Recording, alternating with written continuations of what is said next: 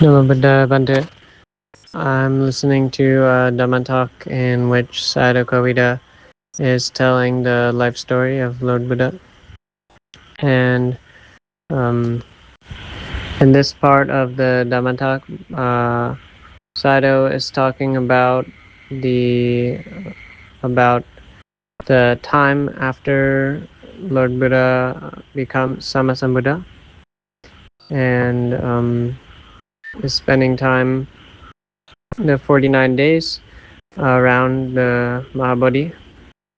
And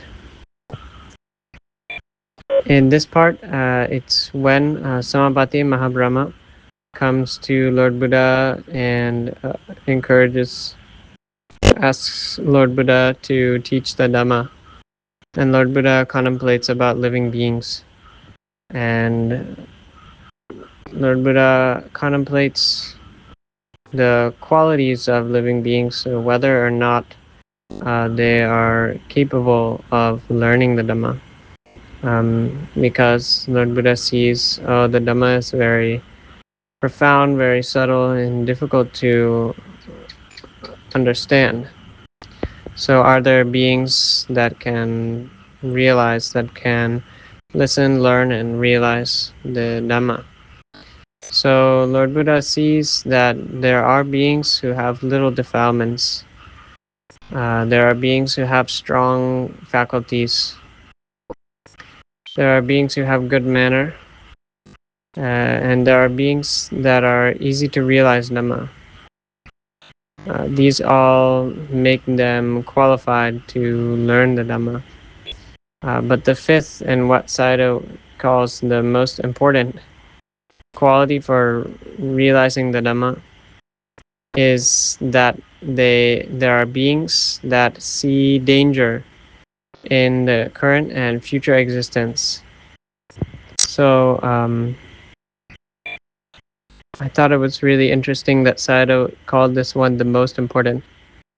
That in order to realize the Dhamma, we need to see the danger in the Samsāra and see the danger in our current situation where we are controlled by defilements. And I was just thinking about this because it connects with my general contemplation recently, and how I was thinking about how I lived before being a monk, and how I could be, even though I also had interest in attaining enlightenment, but generally I could spend my time doing things not so important, and watching movies, and having a lot of interest in food and all of these things that now I have given up. And I was contemplating why I am going on this path. Why have I renounced so many things that are comfortable and pleasurable? And a lot of it has to do with this seeing the danger. Seeing danger in the current existence and in the potential for future existence. Seeing the danger in the defilements. Because the way I was living before I became a monk, before I met Bhante, before I really practiced the Dhamma very seriously, is very comfortable in samsara. I didn't really have the sense that there's a real urgency to get out from samsara. And this is the way that most beings live.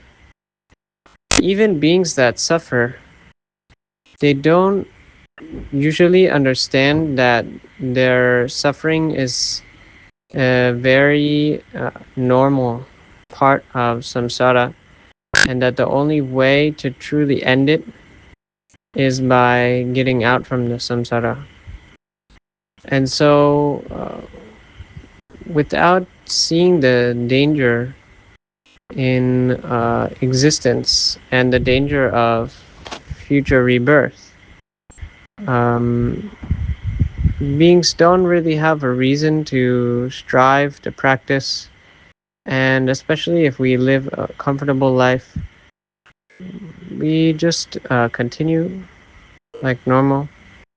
And the universe is very okay with teaching lessons slowly and letting us play out our desires until the samsara catches up with us.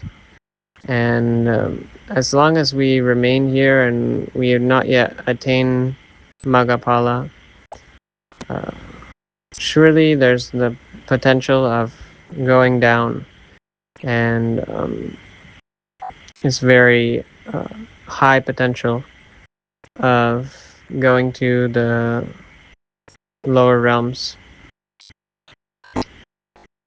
So yeah, the importance of seeing the danger in the samsara, in this life, even when we are living comfortably.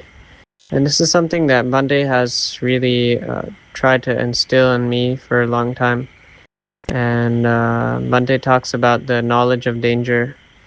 And this is really, as Sayadaw explains, this is not something, this is not like a side thing. This is very fundamental to the spiritual path, is having this knowledge of danger. To what extent? To the extent it goes all the way to the Four Noble Truths and the truth of suffering. And to truly realize knowledge of danger to the full extent is to realize the noble truth of suffering, to realize that this existence is suffering and that we need to get out from here. And yeah, when I go about my day, usually 2 times a day, we go out in the morning and we go to the temple. We have our puja chanting, and we receive some food offerings. And then in the afternoon, usually we go out to get some things for offering, and just kind of observing the way that people live their lives, and the way that the common people around. And if I'm not careful, it's very easy to feel some kind of maybe a jealousy or longing toward the way that common people live when we're a monk, because like I see, oh, they can just eat whenever they want, and see how comfortable they are, how happy they are, living their lives, doing this and that.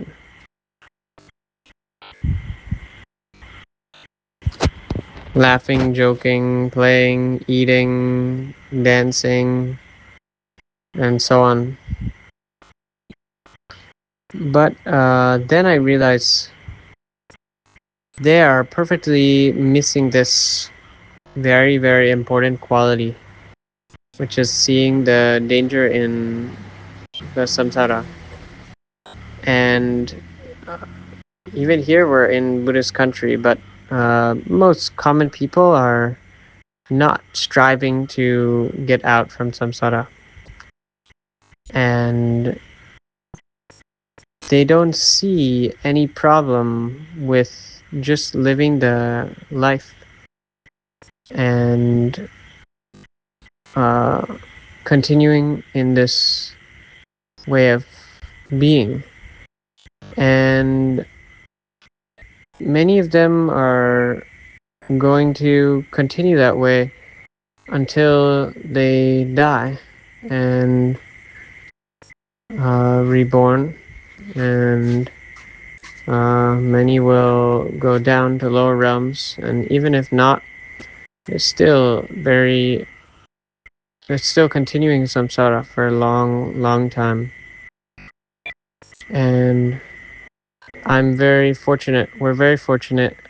Any of us who can realize, oh wow, this is a really grave situation, and it's also a great opportunity that we're living in this very, very, very, very rare Buddha Sasana time, and we have the Dhamma, and we can practice and realize for ourselves, and need to awaken that samvega.